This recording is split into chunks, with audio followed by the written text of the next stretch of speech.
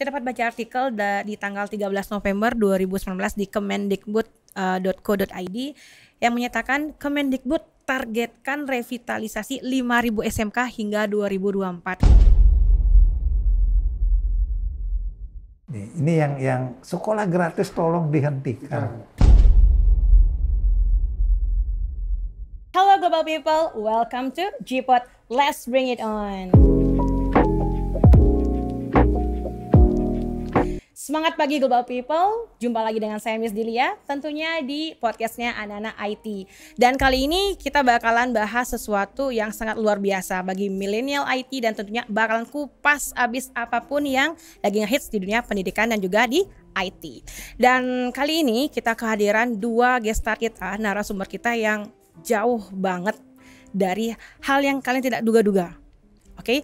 Pengamat dan juga praktisi pendidikan tentunya, dan tidak kalah banget dengan artis-artis di mancanegara tentunya.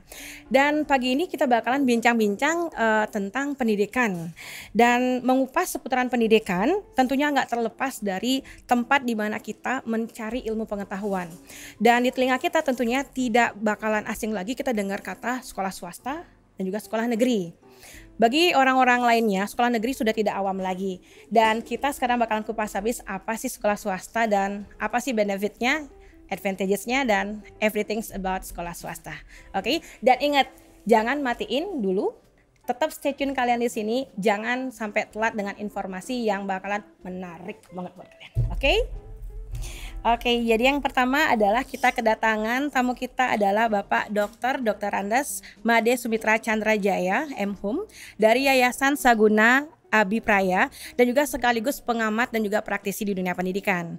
Yang kedua adalah hadir juga Bapak Dr. Andes I Made Darmada MPD dari Yayasan Werdi Sila Kumara Silakarang Gianyar dan tentunya mewakili juga BMPS Kota Gianyar dan juga sebagai praktisi dan pengamat di dunia pendidikan. Jadi apa kabar Pak? Baik-baik saja ini. Yang pertama saya mengucapkan terima kasih sudah menyempatkan waktunya, yang pasti sibuk banget ya di kantor sampai datang ke sini.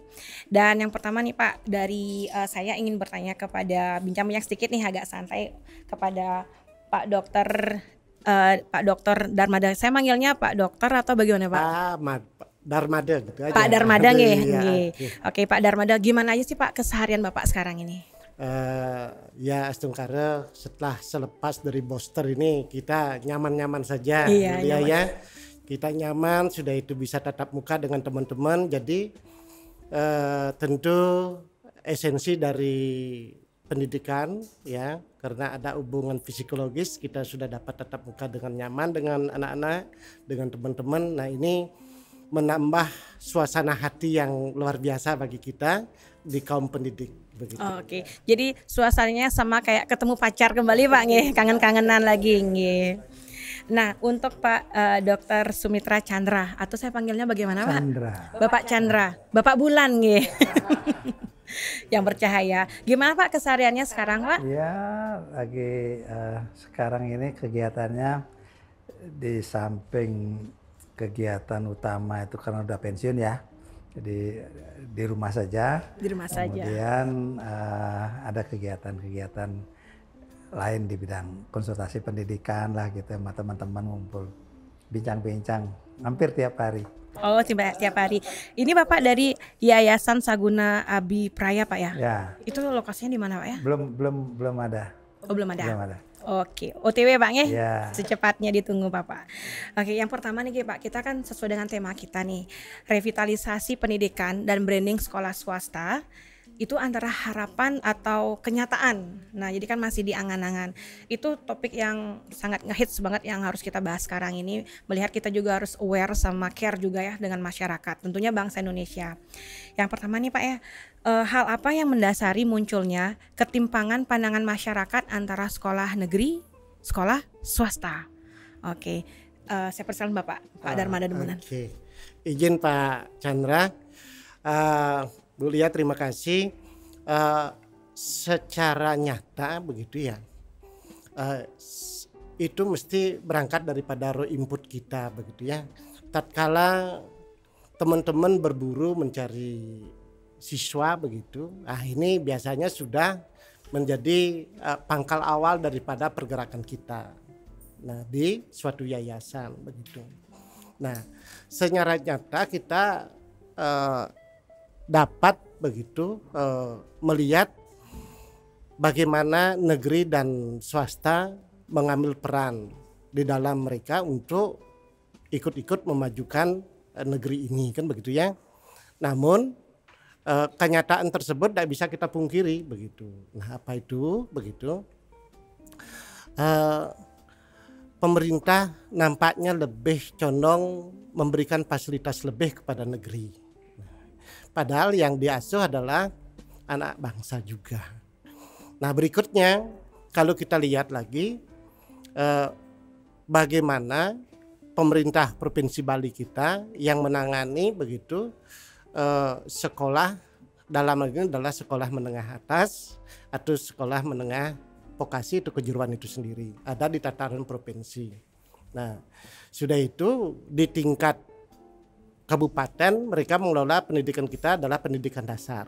Nah, kalau kita perhatikan di situ bahwa kunci yang terjadi adalah ada Pemda, ada dinas pendidikan, ada dinas, Depag begitu ya. Nah, di sini Depdagri, sudah itu Disdek, sudah itu Depag, ada di bawah pemerintahan. Nah, lalu apa yang terjadi? Mari kita lihat guru-guru kita. Secara administratif mereka ada di bawah Pemda tersebut. Nah, apapun maunya Pemda, baik di provinsi maupun di kabupaten akan berjalan sesuai dengan harapan Pemda tersebut. Pemda adalah perpanjangan tangan daripada Depdagri begitu. Nah, maka daripada itu tentu kita akan secara real dapat melihat bahwa bagaimana guru kita itu mendapat semacam perlakuan administratif dan lain sebagainya, profesionalnya loss dia, hilang dia. Nah, maka daripada itu kalau sudah guru kehilangan profesional, tentu kita sudah mulai miris. Nah, begitu ya. Nah, inilah yang menjadi adalah kenyataan kita di lapangan. Nah, kita ingin merevitalisasi, tapi guru-guru kita sudah habis napas dia. Nah, apalagi sekarang kenyataan real lagi. Di swasta kita punya guru-guru kita berprestasi. Ada program P3K dari kementerian. Setelah mereka memiliki pengalaman yang cukup bagus, nah serta-merta lolos meninggalkan sekolah swasta. Apa yang bisa direvitalisasi, kan begitu ya. Nah, selanjutnya adalah kita juga melihat bahwa di pendidikan tinggi dalam hal ini adalah kalau kita sebut adalah karena kami juga mengabdi di pendidikan tinggi yaitu Lembaga Layanan Pendidikan Tinggi, mereka memiliki ordinat yang sangat baik sekali kepada kementerian gitu. Sedangkan di pendidikan menengah dan di pendidikan dasar revitalisasi ini sangat lemah sekali dia. Nah, sedangkan di pendidikan tinggi sudah oke, sudah bagus. Nah, maka daripada itu kan boleh. Nah, demi keadilan begitu pemerintah juga harus melakukan apa yang ada di pendidikan tinggi, tipologi layanan, begitu juga yang terjadi di pendidikan menengah maupun di pendidikan dasar. Oke, mari kita kalau kita sebut dengan layanan pendidikan menengah gitu misalnya di tingkat provinsi, paling tidak izin Pak Chandra, bolehkah kita barangkali nanti porosnya kayak polisi gitu loh, langsung pendidikan itu mengarah kepada kementerian, kepada Bapak Presiden. Nah, gitu kan betul-betul anak kita tidak dibully gitu loh. Nah, jadi dengan demikian ini kok malahan kita kena birokrasi yang cukup luar biasa. Tolong nanti Pak Chandra bersama kita kaji di situ. Kalau boleh kita harapkan betul-betul ini akan betul-betul merupakan poros yang merdeka begitu. Karena apa?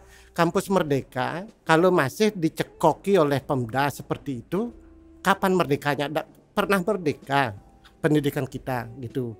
Apalagi kita ingin merdeka, kalau kita di swasta kan bukan merdeka dalam arti belajar saja, merdeka finansial juga Pak Chandra ya. Nah itu Sedangkan di negeri dia sudah dapat asupan yang cukup. Malahan kita di swasta, kita ditanyakan revitalisasi, ya revitalisasi mesti dari biaya sudah. Nah, kalau kita berbicara doa menurut Profesor Dasi, doa itu apa? Dana, kita sudah merdeka di swasta.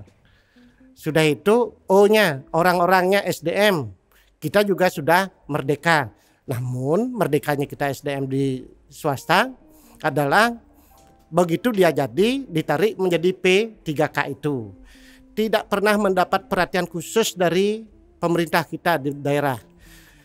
Untuk bisa akreditasi A, apa yang harus dipenuhi oleh borang tersebut. Nah itu, ini belum pernah terjadi pembinaan dari pemerintah kita. Kalau kita lihat kenyataannya dalam tanda petik gitu ya, itu sangat minim sekali di orang-orang kita kan yang bertaruh di swasta.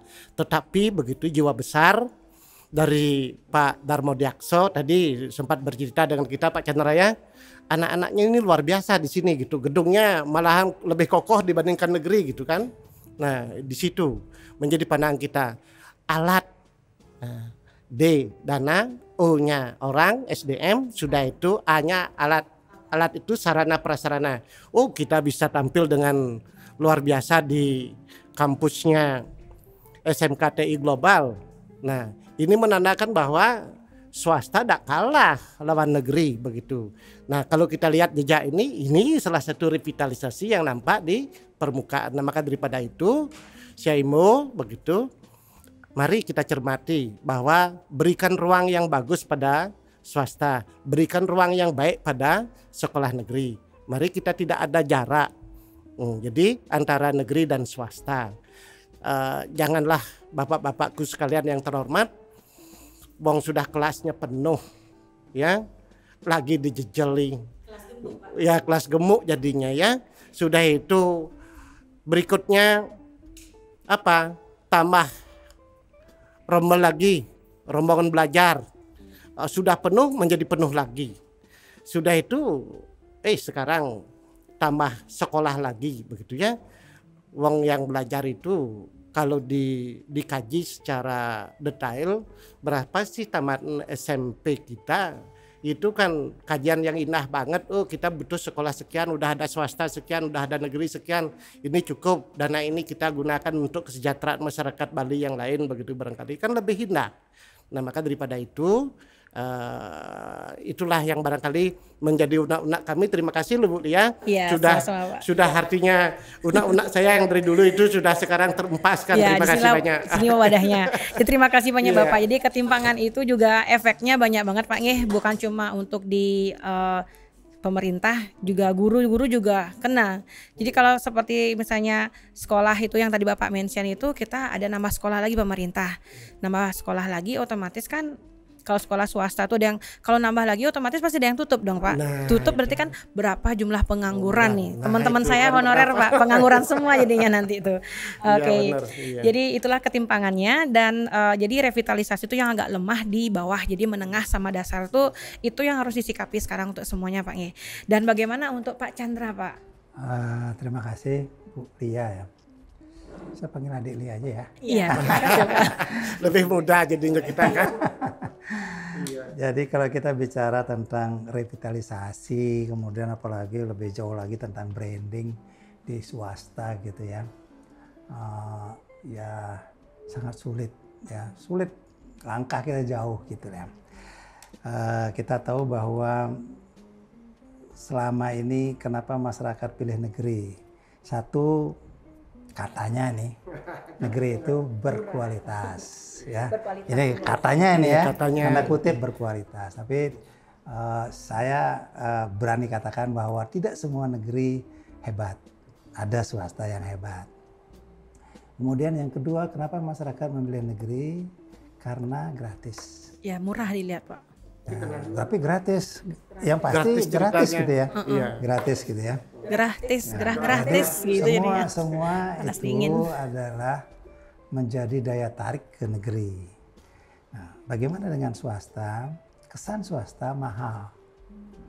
Jadi karena swasta mahal, maka orang tuanya otomatis cari yang gratis, yang murah. Ini konsep memang pola pikir masyarakat yang harus kita rubah. Bagaimana caranya? Tidak saja tugas kita di swasta, tapi tugas pemerintah. Ada kemauan politik ya, goodwill dari pemerintah untuk melakukan kegiatan ini. Saya melihat Pak Menteri ini, Mas Nadiem ini udah kelihatan geraknya sebetulnya ke arah sana ya. Banyak contoh-contoh yang seperti bebas merdeka belajar dan sebagainya, UN dihapus, itu luar biasa. Jadi, nah sekarang kita perhatikan jumlah sekolah swasta. Jadi kita tahu bahwa semua orang bicara bahwa swasta itu perannya luar biasa. Sebelum merdeka swasta sudah ada, ya. Seharusnya kan swasta ini diakui punya peran, tetapi tidak diperhatikan oleh pemerintah, kurang mendapat perhatian. Bicara kemudian ke branding, jauh sekali langkah kita untuk bicara branding. Saya ya istilahnya kita kastakan gitu ya, swasta. Ada swasta memang yang hebat, ya swasta seperti TI Global nih hebat. Terima kasih, Pak. Mungkin dari swasta yang jumlahnya ribuan itu barangkali hanya 1% yang kastanya seperti TI Global. Tetapi hampir 90% kastanya itu bukan 90%, mungkin 50%, kastanya itu di menengah. Tapi 49% di bawah gitu. Oke. Ini yang harus dilihat oleh pemerintah gitu. Nah, saya akan loncat-loncat ya. Nggih. Mungkin akan Ya sambil santai aja Pak, langsung bincang-bincang. Tugas pemerintah adalah bukan yang tadi anak tiri gitu ya. Kan dari dulu juga pemerintah tidak ada dikotomi gitu kan omongannya. Tapi terlihat ya dikotomi itu. Tapi kan kenyataan yang ada, pemerintah memberikan gratis kepada sekolah negeri, tetapi tidak gratis kepada swasta gitu kan. Nah, ini ada buku yang menyatakan bahwa pemerintahan yang baik itu adalah pemerintah yang mendorong sektor swasta untuk maju. Tata pemerintahan ini, ya teori ini. Teori. Nah, saya nggak sebut deh bukunya nanti. Bahwa pemerintahan yang baik, tata pemerintahan yang baik, good governance itu adalah pemerintah yang mendorong sektor swasta tumbuh. Tapi fakta katakanlah Bali ya, kita amati Bali, tapi secara nasional sebenarnya sama kondisinya. Di luar Bali lebih parah lagi. Iya. Fakta yang terjadi di Bali adalah pemerintahan kita lebih melihat negeri. Justru pemerintah menyalahkan swasta, tidak branding tadi. Kualitas nggak ada gitu loh. Bahkan ada seorang gubernur dulu, apa yang diajarin di swasta gitu loh. Padahal swasta banyak maju juga kan. Iya. Banyak juga maju. Memang yang tadi saya katakan ada 49% itu yang memang susah hidupnya gitu loh. Murid aja dia tidak mencukupi untuk menggaji gurunya, tapi dengan semangat untuk memajukan, mereka tetap bertahan. Ini. Nah, apa yang harus direvitalisasi oleh pemerintah? Swasta inilah yang harus seperti tadi tata pemerintahan yang baik kan harus mendorong swasta. Iya, mendukung. Nah, caranya bagaimana?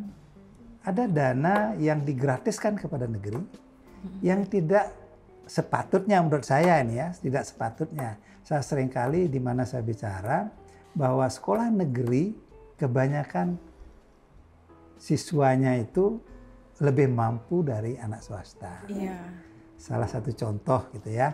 Nanti adik-adik yang suka nulis-nulis gitu ya, suka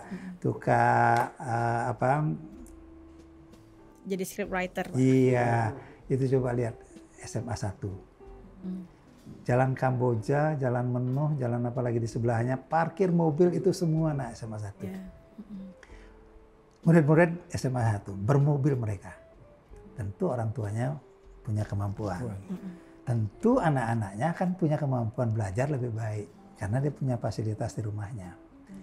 Kalau guru di situ mengajar, tentu lebih mudah mengajar orang-orang anak yang punya kemampuan ekonomi lebih dibandingkan dengan di sekolah swasta.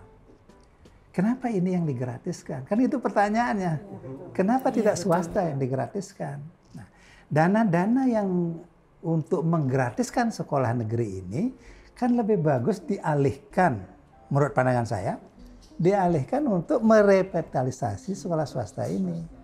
Iya, jadi sekolah swasta yang ya hidup segan mati nggak mau gitu ya.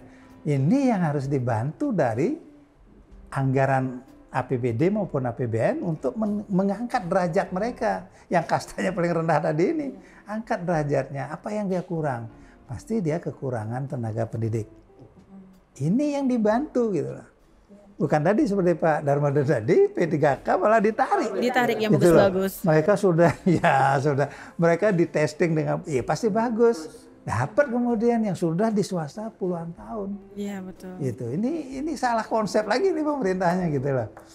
Jadi harusnya guru-guru P3K ini tetap, nah sekolah-sekolah swasta yang masih di bawah ini, kastanya masih di bawah, dibantu oleh pemerintah. Guru dibantu, sarana prasarana dibantu, pasti naik kelas dia. Gitu. Jadi enggak perlu negeri. Ya apabila negeri tutup aja sekolah negeri, swasta sudah maju. Ya. Kalau kita bicara tentang tata kelola pemerintahan yang baik, good governance tadi, enggak perlu bikin sekolah negeri. Tapi fakta yang terjadi di Bali saja, ketika anak tanda kutip siapa punya gitu, nggak dapat sekolah, bikin sekolah deh gubernurnya. Wow. Luar biasa itu. Keluarin izin aja, gedungnya belum punya. Ini cilaka nih gubernurnya nih. Ya pernah saya dengar kayak istilah sekolah nebeng, Pak. Nah, ada sekolah di Topati itu kan belum jadi gedungnya, tapi sudah nerima murid. Ini contoh yang tidak baik, pemerintahan yang tidak baik. Ya, harusnya gubernur ketika ada anak-anak yang tercecer itu diarahkan ke swasta. Swasta mana yang belum dapat, gitulah. Iya betul. Yang belum dapat sekolah, ayo sekolah di sana. Nanti kita akan angkat derajatnya dia. Atau juga yang dicerdaskan kan juga kita juga masyarakat punya hak dong juga kan ya, belajar anak-anak Ini juga. kembali lagi pola pikir. Pola pikir pemimpin kita adalah di ekonomi tadi, walaupun sering mengatakan bahwa saya tidak membedakan swasta dan negeri, tapi fakta yang terjadi ya seperti tadi itu. Dia bikin sekolah negeri supaya anak-anak ya tanda kutip orang-orang politik lah mungkin gitu ya. Kalau saya kemarin sudah pesan sama ketemu anggota DPR, tolong legislatif jangan turut campur urusan penerimaan siswa. Berikan siswa. Bahkan kalau mau merevitalisasi swasta, negeri jangan menerima murid terlebih dahulu dari swasta. Jadi ini harus diperjuangkan oleh BMPS.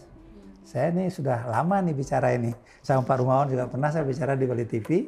Tetapi perjuangan ini belum nyampe ke sana. Jadi harus ada daya tekan gitu ya.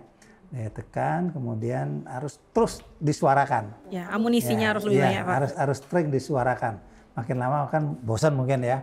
Gitu loh. Jadi harus pemerintah itu memberikan subsidi yang lebih kepada, saya kebetulan mengutip di APBN ya, di APBD. Itu Distripora punya anggaran 1 triliun lebih gitu ya. Per berapa, Pak? Per tahun. Per tahun. Tahun 2021.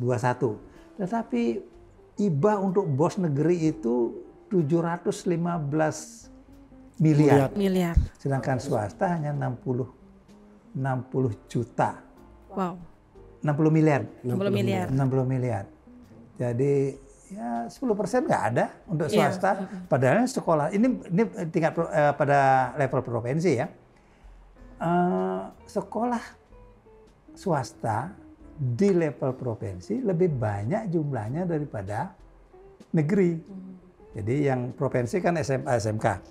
Itu lebih banyak, tapi dana IBA ke swasta kurang dari 10%. Ini jelas di ekonomi kan. Tidak adil. Jadi masih ada anak negeri, anak swasta. Gitu.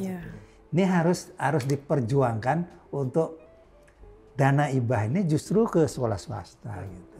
Yang lebih banyak. Itu jadi tentang revitalisasi ya.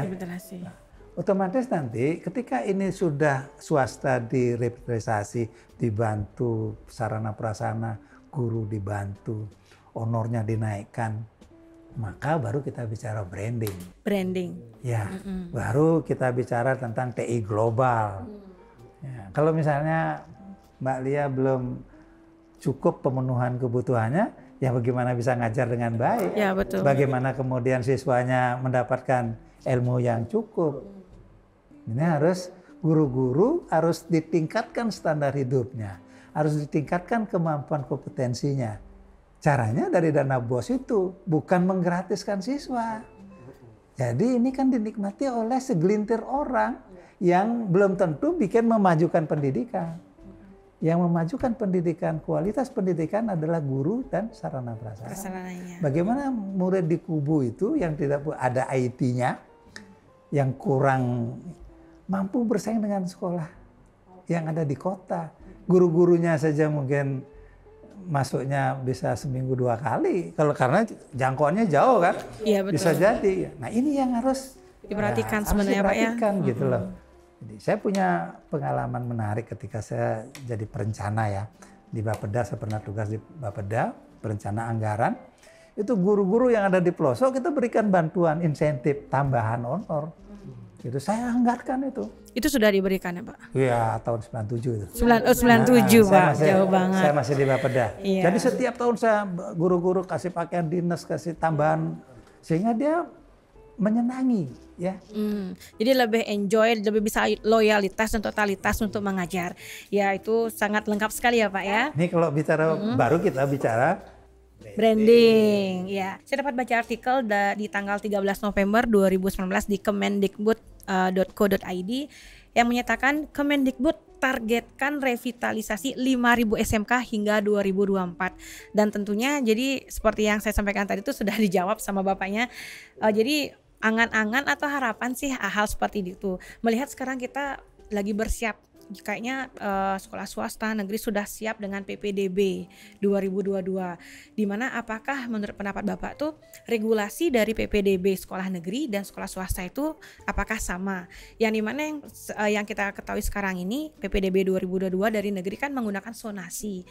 Dan menurut pendapat Bapak tuh sonasi itu sebenarnya bagus atau tidak dan mengapa Pak gitu? Karena saya juga sebenarnya ngomongin sonasi di sini tuh sudah dari beberapa tahun lalu tuh pingin nyari jawabannya kenapa ada sonasi dan saya juga sempat lihat nih ada tetangga saya nih Pak ya, saya bilang aja langsung dia rumahnya di sini, loh kamu kok sekolahnya di sana, bukan kamu nggak kena sonasi di sana? Bisa aja, nah gitu, kok bisa aja ya? Berarti nanti Miss bisa nggak? Gimana ya? Nggak tahu, gimana? Itu kayaknya sama ibu saya aja dah, nah seperti itu Pak gitu. Bagaimana Pak pandangan Bapak tentang PPDB 2022 dengan sonasi? Oke.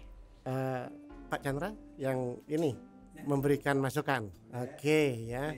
Pak Chandra. Ya, terima kasih Pak Darmaja kesempatannya. Jadi sonasi ini sebenarnya bagus ya. Bagus di awal. Jadi pada waktu itu menterinya Pak Muhadjir. Kita dari BMS, saya waktu itu ketua BMS Bali mendukung sepenuhnya. Karena sistem sonasi itu menguntungkan sekolah swasta sebenarnya. Jika dilaksanakan sesuai dengan regulasi dengan aturan ketat. Jadi kalau itu dilakukan maka swasta tidak akan kekurangan murid. Gitu. Tapi fakta di lapangan tiap tahun sistem sonasi ini bermasalah. Saya yakin juga 2022 ini akan bermasalah. Lagi. Saya yakin. Terulang lagi. Jadi sakit hatinya tiap tahun dong kita. Ya tiap tahun. Maka saya kemarin sudah ketemu dengan DPD RI, Pak Agung. Saya usulkan supaya DPD RI bersuara untuk mencabut sistem sonasi ini. Ya paling tidak mungkin sebelum mencabut bikin evaluasi. Benarkah pelaksanaannya sesuai dengan juklak dan juknisnya? Ini yang sering kali dikadalin. Jadi sudah kemudian rombelnya seperti tadi Pak Dharma ya, dia harus menerima 12 kelas, kemudian harus setiap kelasnya 36, tapi fakta di lapangan adalah negeri ini, bukan swasta ya, negeri itu ya tiap kelas bisa 40, 45, 50 bahkan. Sampai 52. Nah, kemudian iya. Nah, ini kan mengakali. Kedua, sistem zonasi itu ternyata akan menyebabkan titik lemah, tidak ada lagi sekolah berkualitas. Ya. Ini kelemahan yang paling kelihatan. Saya mengamati ya sebagai pengamat pendidikan. Dulu SMA 4 itu tiap tahun sebelum sistem zonasi itu pasti ada anaknya yang merebut juara olimpiade apa saja lah, matematika sampai dikirim ke Korea, ke Amerika, ke Turki. Tetapi setelah zona, adakah anak-anak itu berprestasi? Nggak ada. Karena ya itu tadi sistem zonasi, dia menerima murid siapa saja boleh masuk, yang penting berdekatan masuk dalam sistem zonasi. Walaupun padahalnya mungkin seperti tadi ada dikadalin kakaknya lah, apa tempat tinggalnya, domisili segala macam. Ternyata bukan buaya aja dikadalin ya, regulasi dikadalin juga Pak. Jadi sehingga tidak ada lagi sekolah-sekolah yang favorit.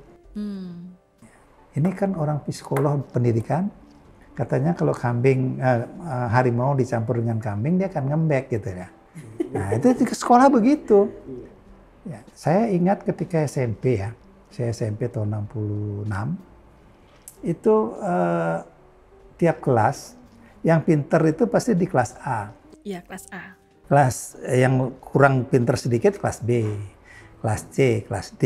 Gitu. Saya waktu SMP saya kelas 3D, jadi paling bodoh ya. Di kelas yang paling bodoh. D itu dua Pak. D itu dua Pak. Di kumpulan itu.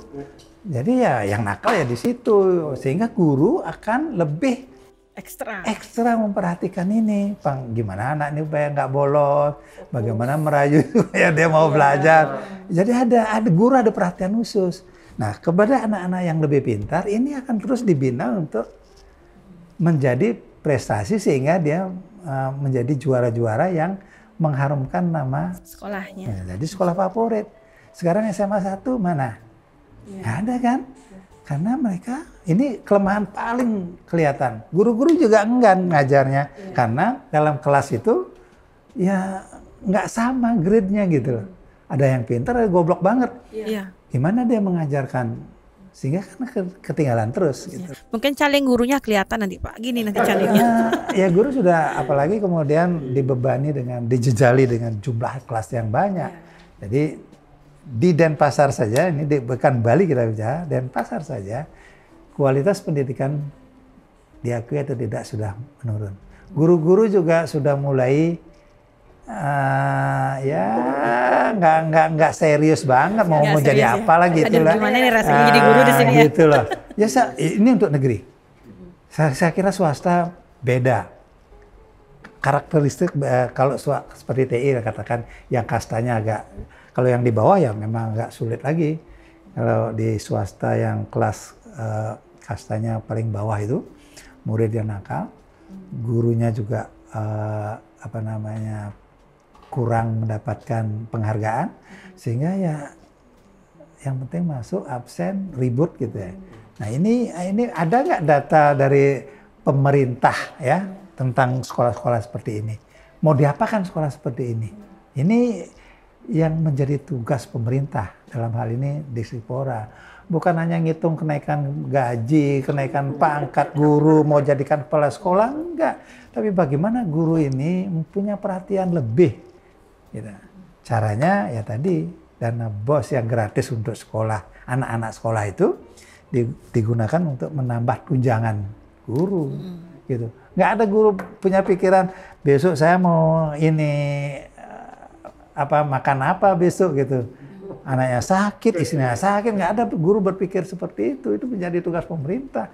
Anaknya dia mau sekolah di mana udah jadi tugas pemerintah. Guru tugasnya ngajar, gitu loh. Sehingga beban di rumahnya nggak ada. Perlu buku, kasih buku gitu loh. Ini yang pemerintah pikirkan, bukan jargon ini bahwa jargon sekolah. Oh pemerintah sudah menggratiskan sekolah. Pemerintah sudah memenuhi kewajiban wajib belajar 12 tahun. Dengan cara gratis gitu loh. itu bukan itu tujuannya sebetulnya gitu loh. Kan katanya sharing antara pemerintah dan masyarakat. Masyarakat yang punya dana lebih ya harus bayar lebih gitu loh. Bukan justru kalau saya ingat dulu ya, anak veteran di UNUN ya tidak bayar SPP gitu loh. Sama dengan Pak Chandra. Anak veteran itu anak pejuang. Jadi anak-anak yang ikut berjuang mempertahankan kemerdekaan itu anak-anaknya tuh digratiskan sekolah. Gitu. Tetapi orang tua saya menganggap bahwa orang tua saya masih mampu membayar. Ketika disuruh tanda tangan nggak mau, dia malu karena berikan kepada yang lain yang nggak mampu gitu. Ini selalu karena memang dia berjuang untuk kemerdekaan ya. Tapi sekarang mereka punya mobil justru mau ingin negeri supaya gratis. Nah, ini kan pola pikir lagi. Jadi gagal kita dalam mengelola pola pikir itu. Ini yang sekolah gratis tolong dihentikan. Sekolah gratis. Kita cabut itu semua. Sepakat itu. Jadi begini Pak Chandra, luar biasa. Ini barangkali saya tertarik dengan sonasi tadi Pak, kaitnya dengan Merdeka Belajar begitu. Ya, Merdeka Belajar. Ya.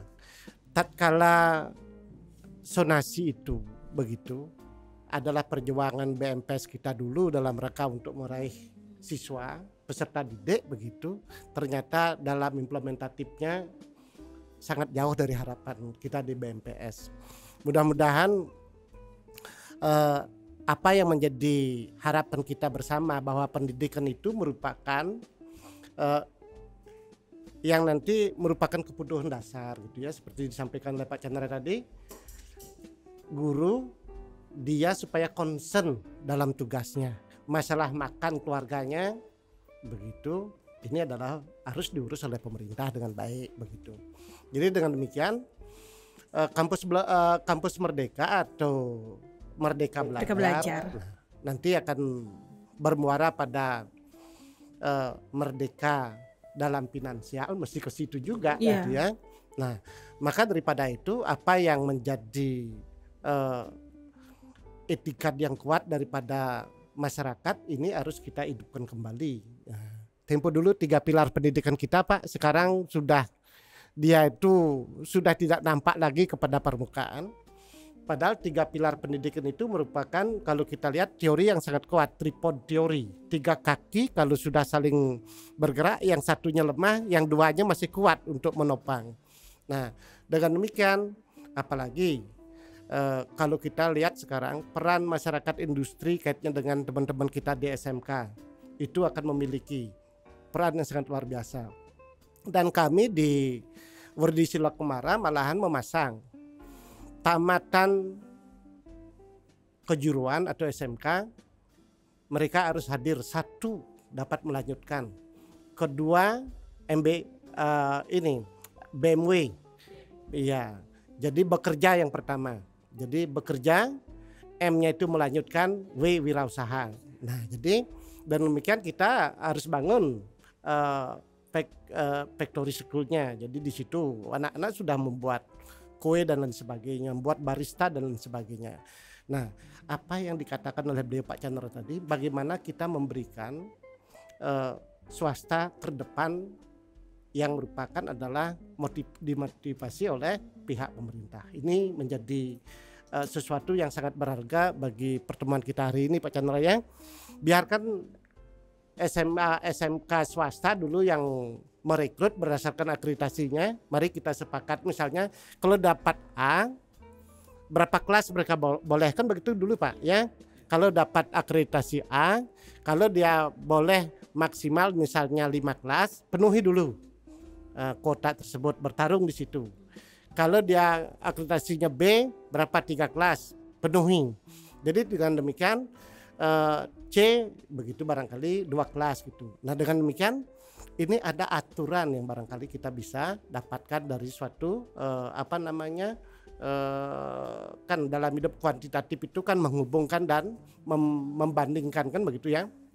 Nah sekarang kenyataannya di Gianyar saya lihat ada itu yayasan Resi ya, Resi apa itu namanya, dapat siswanya 50-an, di bawah itu lagi setelah kita tanya yayasannya, kita dapat bos Pak karena jumlah yang kecil.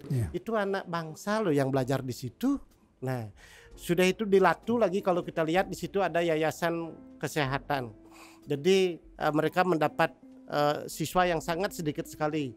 Sampai buka warung sampai jam 12 malam. Anak-anak lagi.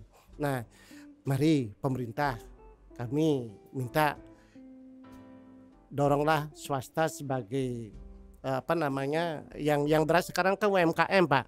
Mari kita sentuh pendidikan kita bahwa itu merupakan kebutuhan dasar untuk hidup secara layak. Kalau kebutuhan dasar itu sudah dapat kita penuhi, maka kebutuhan hidup layak itu mesti kita raih. Nah, ini sentuhannya harus yang paling utama. Begitu barangkali Pak Chandra ya. Oke, Bu Lia. Oke, gini Pak, berarti kan tadi kita bisa lihat dari ada esensi Merdeka Belajar ya. Jadi esensinya tuh letaknya di mana jika sudah dipasung itu oleh pemerintah, merdeka tuh mereka yang mana yang ditawarkan oleh pemerintah kalau seperti itu Pak? Jadi pertanyaannya merdeka yang mana ditawarkan? Ya. Nah, begitu jadinya. Apakah kita perlu merdeka kayak dulu bawa tongkat? Ya, bawa tongkat. Anak veteran diberikan gratis. Tetapi kalau izin Pak Chandra, kita lihat kita di pendidikan menengah dan di pendidikan dasar, pendidik menengah ada di provinsi, pendidikan dasar ada di kabupaten, semasih begitu. Bagaimana guru masih administrasinya di pemerintahan provinsi maupun di pemerintahan kabupaten, saya yakinnya begitu. Merdeka bagi guru kita sulit dicapai. Kalau mereka tidak merdeka, tidak profesional, begitu Pak Chandra barangkali. Iya. Ini saya mengapresiasi sangat tinggi dan luar biasa ya terhadap idenya Menteri Nadiem ini. Mas, luar biasa, anak muda yang jauh berpikir ke depan, bahwa ke depan itu kurikulum itu hanya panduan. Sementara ini kan kurikulum menjadi acuan. Harus targetnya terpenuhi. Tapi oleh Nadiem itu dikesampingkan. Ya, diberikan kebebasan kepada guru untuk memberikan anak didiknya mau dikasih pelajaran yang seperti apa. Yang penting anak didik itu paham tentang pendidikan. Ya, di situ ada karakter. Makanya mereka bisa tidak harus belajar di kelas. Kemudian tidak harus terpaku kepada kurikulum. Matematika targetnya sekian, berhitung itu yang dimaksud oleh Nadiem. Tapi iya Pak Nadiem, kan kurikulum lagi diperbaiki. Ya, rupanya sudah hampir selesai nih. Ini sebuah hal yang sangat luar biasa ya. Kemarin kan anak-anak itu kalau nggak ikut bimbel sulit lulus kan. Sekarang bimbel kan sudah mulai mau dihabisi oleh Pak Nadiem ya. UN juga sudah dihapus, diberikan sepenuhnya kepada guru, kembali kepada guru. Jadi soal UN saya dari awal sudah menyampaikan ya bahwa UN itu sangat tidak mendidik. Ya, sangat tidak mendidik. Pressure-nya terlalu keras banget. Jadi itu ukuran gubernur dan wali kota itu. Kalau nggak 100% gubernurnya boblok gitu. Nah, pada akhirnya dikejar 100% kan? Bagaimana caranya mengejar? Ya dibuat 100%. Ini sekarang kan tidak. Harusnya memang kelulusan murid itu sepenuhnya menjadi hak otonom guru. Harus itu. Jadi tidak boleh diganggu-gugat oleh siapapun. Ya. Betul. Saya setuju. Kalau misalnya soalnya datang dari Jakarta, yang meluluskan orang Jakarta, kapan dia tahu anak didik di daerah? Di perbatasan apalagi. Karena prosesnya guru yang mengemas semuanya Pak. Guru, kembalikan kepada guru. Itu yang kalau mau pendidikan. Jadi bebas merdeka ini kan belajar merdeka ini belum sepenuhnya. Ya. Ada sekolah, contoh sekolah ya yang saya lihat di Denpasar yang akan rencananya kemarin sebelum pandemi mau dikunjungi oleh Nadiem ya. Itu sekolah Trihita Karana.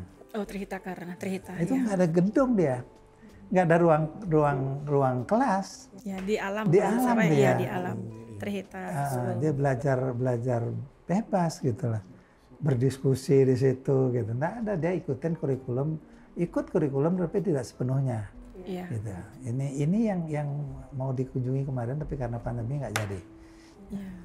Kan ya bukan promosi ini ya, tapi itulah mungkin kehendak dari Bebas Merdeka yang diharapkan oleh Nadiem, diberikan kebebasan sepenuhnya kepada siswa dan guru untuk mengembangkan kurikulum yang ada. Sesuai dengan bakatnya anaknya di mana. Iya, jadi guru yang menilai sepenuhnya. Ini kalau ini tercapai luar biasa. Sebab katanya ya di negara-negara maju seperti itu. Iya. Saya kasih contoh Jepang ya, saya pernah kenalan orang Jepang ya. Guru TK di Kedutaan Besar Jepang di Jakarta. Dia berkunjung ke Bali. Guru TK, istrinya guru TK, suaminya guru TK. Ini pengantin baru. Terus sekitar tahun 82 ya. Saya jadi dosen di Undiknas. Dosen negeri di Undiknas. Gaji saya waktu itu 28.500. Per bulan. Per bulan ya. 28.500. 80. Terus teman saya yang guru TK ini, guru TK di Kedutaan Besar, gajinya ketika itu 1.750.000. Di Indonesia kan itu? Di Indonesia kan. Dia kan ngajar di Jakarta. Kalau dia di Jepang beda lagi katanya. Nah, itu dengan tunjangan rumah, dengan tunjangan mobil, dengan tiket pulang pergi Jepang Jakarta. Nah, harga tiket pulang pergi Jakarta Jepang itu 750.000 gitu. Wow. Dia sudah dapat 1.750.000, dapat mobil, dapat rumah, dapat tunjangan makan. Jadi gajinya bersih 1 juta. Saya 28. Perguruan tinggi, tingkatannya dosen itu. Maha yang diajar. Maha siswa. Ini TK. Itu tingkatan gajinya. Bagaimana bisa maju? Betul. Iya kan? Iya. Nah, terus dia tanya, gimana kamu bisa hidup gitu pertanyaan dia. Loh kalau di Bali kita nggak beli, sayur nggak beli, kalau mau lauk nggak beli gitu lah, kalau mau daging nggak beli, pelihara ayam, potong ayam gitu, jok aja kan. Ya itulah, maka sekarang pemerintah ini yang harus ditingkatkan. Jadi jangan kemudian a priori sudah dikasih gaji besar, apa hasilnya gitu lah. Tapi selama ini kan guru luar biasa, penderitaannya udah ya katanya guru harus diberikan jasa. Jangan tanpa tanda jasa. Tanpa tanda, kan ada lagunya tuh guru tanpa tanda jasa gitu. Lagi-lagi Pak Chandra gini, guru kita kalau kita di perguruan tinggi kan ada profesor, ada prestise yang diraih kan. Nah, karena hidup kita ini kan ada 2 hal yang kita harus raih, prestise dan prestasi. Jadi prestasi katanya dengan mutu tadi itu, upah dan lain sebagainya dari apa yang kita lakukan. Prestise itu kan gengsi kita, citra kita. Guru walaupun dia sampai 4E tidak pernah disebut apa mereka itu. Profesor apa tidak pernah. Nah itu barangkali itu penting juga kita lihat. Nah terkait dengan guru, nah kiranya kalau Pak Chandra setuju kita ajak ini bincang-bincang juga.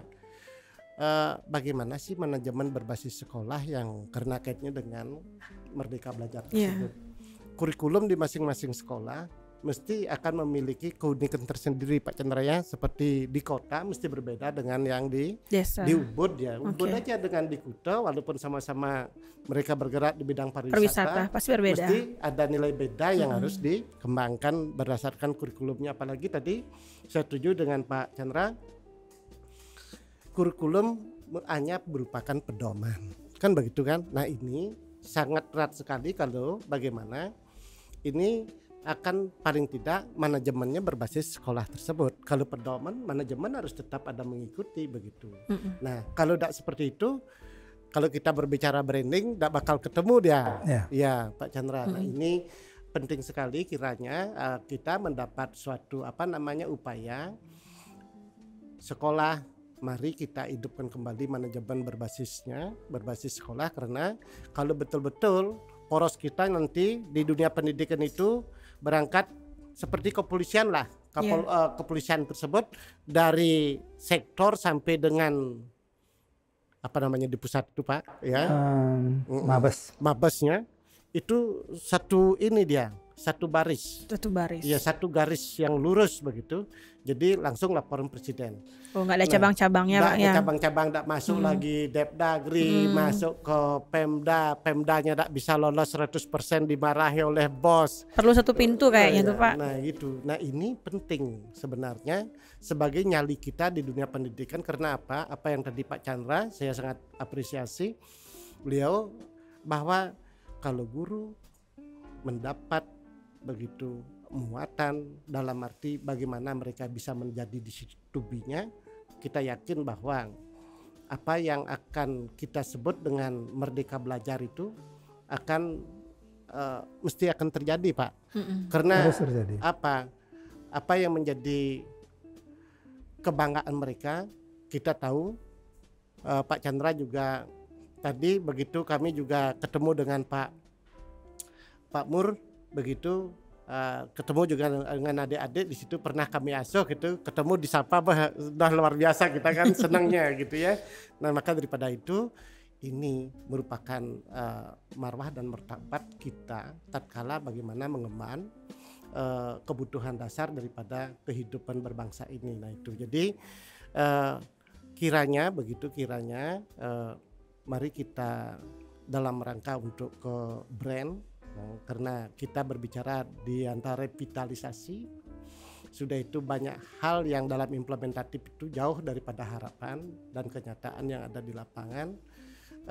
Tentu langkah terbaik kita, mari kita bersama-sama suarakan kan begitu Pak Chandra, suarakan bahwa betapa pentingnya begitu BMPS untuk selalu bekerja lebih secara intensitasnya selalu dihidupkan sekarang mesinnya begitu. Jadi dengan demikian mesin BMPS dapat berjalan dengan baik, saya yakin berbagai pihak mesti akan memperhatikan. Nah ini sudah nampak banget seperti senior di BMPS dulu, beliau sudah menunjukkan beberapa hal yang penting dan sekarang sudah terbuka, beliau sudah berjuang dari kakek beliau dan bahkan beliau bagaimana dunia pendidikan dari gaji 28.500 terus ya siap untuk mengabdikan diri untuk pendidikan luar biasa. Nah gitu beliau ya. Sama sesuai sama tagline-nya BMPS Pak.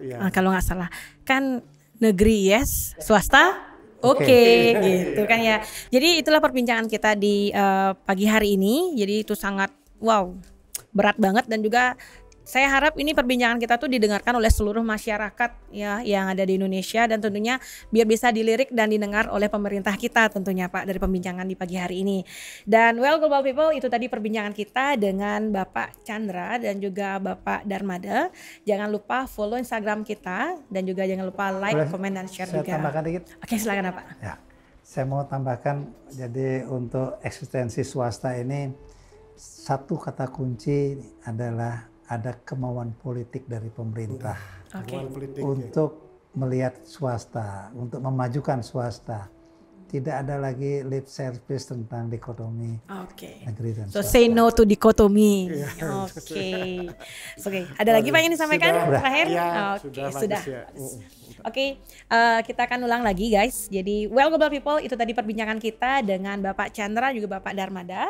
Dan terima kasih banyak Pak atas perbincangan kita yang pagi hari ini. Dan tentunya semua masyarakat harus melihat dan menonton ini tentunya biar bisa juga dilirik oleh pemerintah kita di Indonesia. Dan jangan lupa follow Instagram kita @globalitypodcast dan juga ingat like, comment, dan share tentunya lihat di channelnya Globality TV. Dan itu aja yang akan kita bahas di pagi hari ini. Dan Bapak nanti saya akan mengatakan G-Pod. Kita sama-sama mengatakan let's bring it on. Let's bring it on. Let's bring it on. Let's bring it on. G-Pod, let's bring it on.